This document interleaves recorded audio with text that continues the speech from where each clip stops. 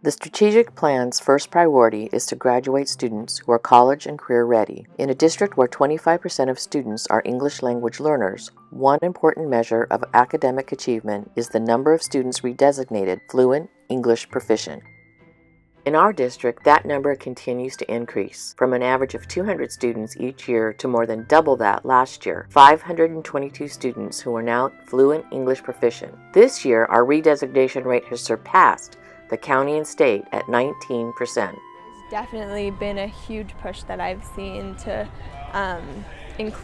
make sure that every child is meeting the same standards and rising up to the same level.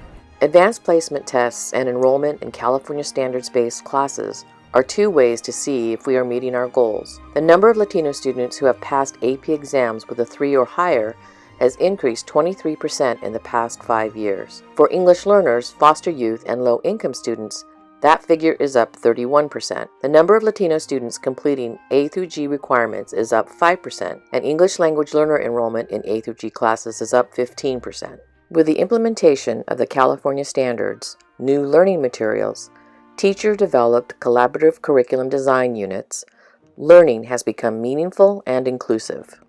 I think at Piner, for me specifically, and I think for a lot of other people here, changing the culture at Piner, that you can do science and you can do math, because that's what I'm involved in, and that you have to do English in science, and you can talk about science stuff in English, and it's just making everything more well-rounded and accessible to everyone. One example of access are the changes being made for special education high school students to take history and science classes with their peers at Piner High School, allowing them to graduate with a diploma. And how's it going? It's going great. The students are performing far above what we ever thought they would. They've really risen to the challenge. We're using all grade level curriculum. And with appropriate scaffolding for the students, but they've all been doing a fantastic job.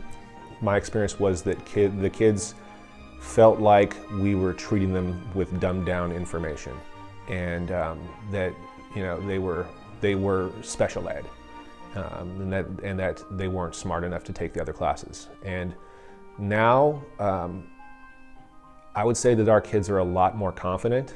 They're a lot more driven to get a diploma rather than a certificate of completion. The fact that they have that opportunity is a motivating factor for them. Through our college and career centers and counselors, more students are getting support as they find their path.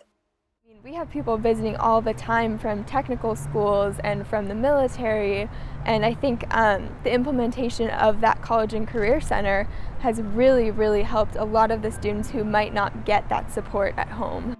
The work that not only have our college and career counselors done with San Jose JC, but with other four-year institutions has been incredible. This year we ended up signing up 160 LC Allen seniors, which had never happened before.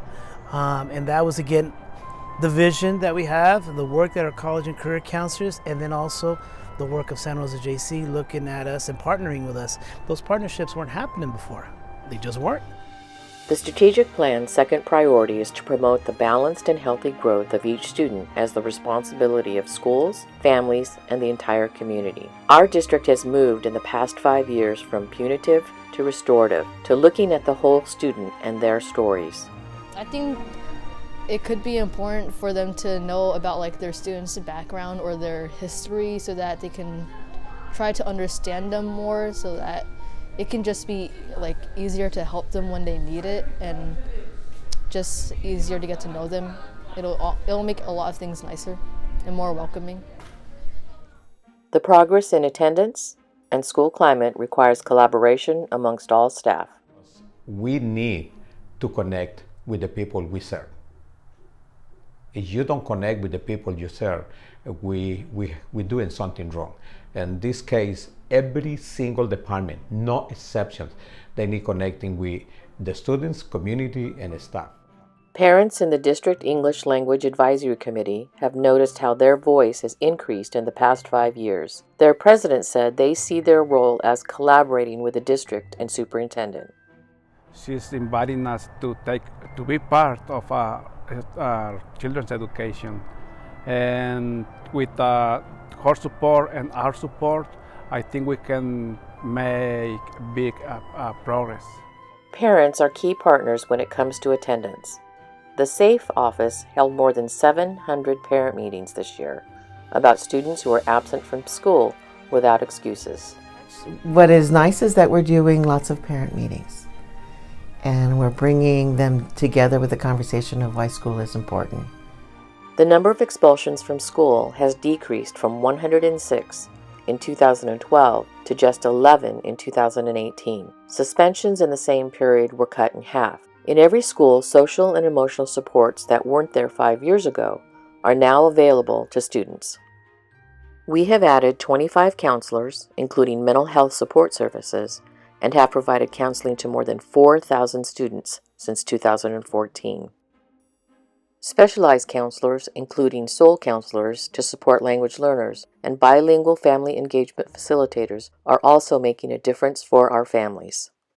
So now that we have the family engagement facilitators and especially the SOL counselors, we have a voice. Us students, especially foreign students, have a voice that we are able to voice up all the way up to what is now the board and to the superintendent, and we can get what we rightfully deserve. And I'm just very grateful for those new positions as SOL counselors and the family engagement facilitators. The strategic plan's third priority is high-quality staff, student-centered and supported with professional development. Teachers and administrators are working together on curriculum design in all core subject areas. Teachers are teaching peers. They are receiving professional development training about mental health, co-teaching for special education, supporting English learners, meeting the needs of advanced learners, and creating meaningful learning experiences for all students. More than 650 teachers and staff have learned at the Museum of Tolerance, and 500 have had unconscious bias training. Training is collaborative and offered to all, including professional development for our classified staff. The kind of professional development we're doing now is it's systematic and it's ongoing, and we're checking in with each other on key topics and ideas and strategies and curriculum, so that it doesn't get lost and that we can actually use it in the classroom. The strategic plan's fourth priority is to provide safe, inviting learning environments and current tools and technology. During the past 5 years, the district has added 15,000 computers, 850 iPads, 23 miles of fiber optic cable, and 1,300 wireless access points. Technology devices and access to high-speed internet has enabled students to work in ways they couldn't before. Technology in itself is a tool, right? It's not the curriculum, but what I see in terms of the classroom, Chromebooks, one-on-one electronic devices, things like that. Again, students struggling on Google platforms and all kinds of platforms, creating and designing things that are very unique to their learning and their understanding of this world and things that they need to know. The strategic plan's fifth priority is to serve all students with an appropriate distribution of all resources. That means access and opportunities for all students, especially for underserved students. Graduation rates for our Hispanic students have increased steadily from 64% in 2010 to 80% last year.